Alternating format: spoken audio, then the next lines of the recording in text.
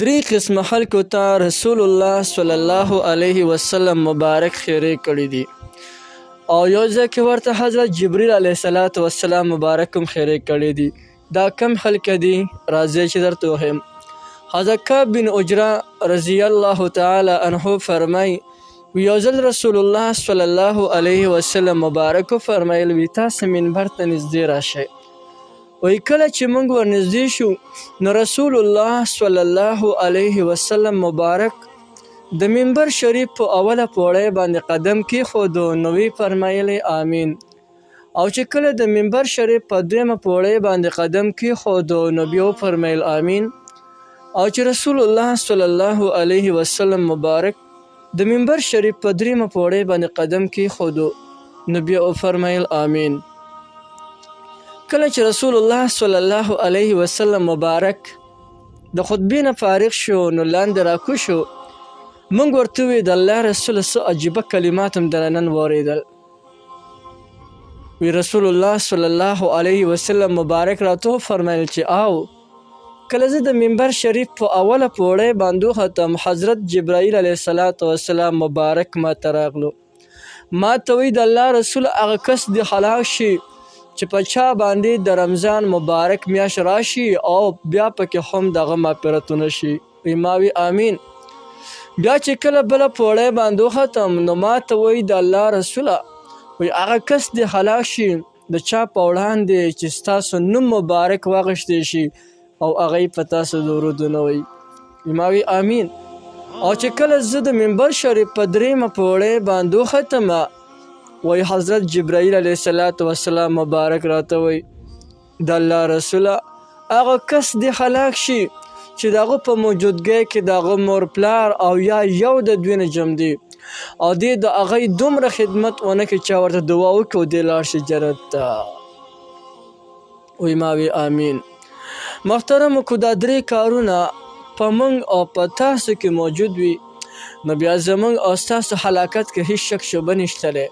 اول نمبر چې د رمضان مبارک چې د برکتونو والا میاشت ده رمضان مبارک کې د الله رحمتونه په شان د باران راوریږي د هغه خلک په غفلت او په لهو لغب کې تیره کړي. دویم نمبر هغه انسان ته د هلاکت حیرې شوي دي چې کوم انسان په وړاندې د نبی کریم صلی الله علیه وسلم مبارک نوم واخیستی شي او دې په هغې مبارک باندې درود شریفونه وی. او دریم چې خیرې ورته شوي د مور پلار نافرمانه انسان ته شوي دي.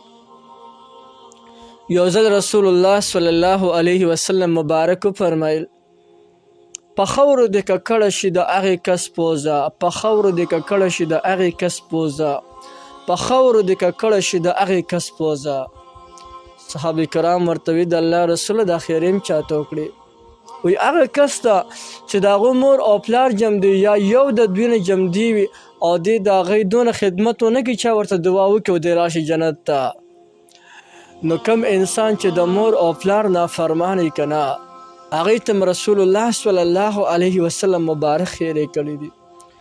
او یو ځای کې ورته حضرت جبرائیل علیه السلام مبارک خیرې کړي دي لکه مخکې حدیث مبارک کې تیر شول. او د پاسه په نبی کریم علیه السلام مبارک امین وویلی. سوچ کوئ څومره سختې خیرې شولې. او دا در منصور د بعضې روایاتو نه داسې معلومیږي چې حضرت جبرائیل علیه السلام مبارک نبی کریم صلی الله علیه وسلم مبارک ته وی د الله رسول امین ووایه دې دپاره چې د دې نه هم سختې خیرې ته جوړې شي. نو وروڼو که دا درې کارونه په موږ تاسو کې موجود وي زموږ ستاسو هلاکت کې بیا هیڅ شک شبه نشته. او دا درې کارونه موږ او تاسو باندې لازم دی چې دا درې کارونه موږ همیشه دپاره ځان ساتو. اول د رمضان مبارک میاشت راشي موږ به په هغې کې عبادت طرف ته متوجه کیږو د الله جل جلاله انابت طرف ته متوجه کیږو. کوم ځای کې د نبی علیه السلام مبارک نوم واخیستی شي موږ به ډایرکټ په رسول الله صلی الله علیه وسلم مبارک باندې درود شریف وایو. او د چا په موجودګۍ کې د هغه مور او پلار جمع دي هغه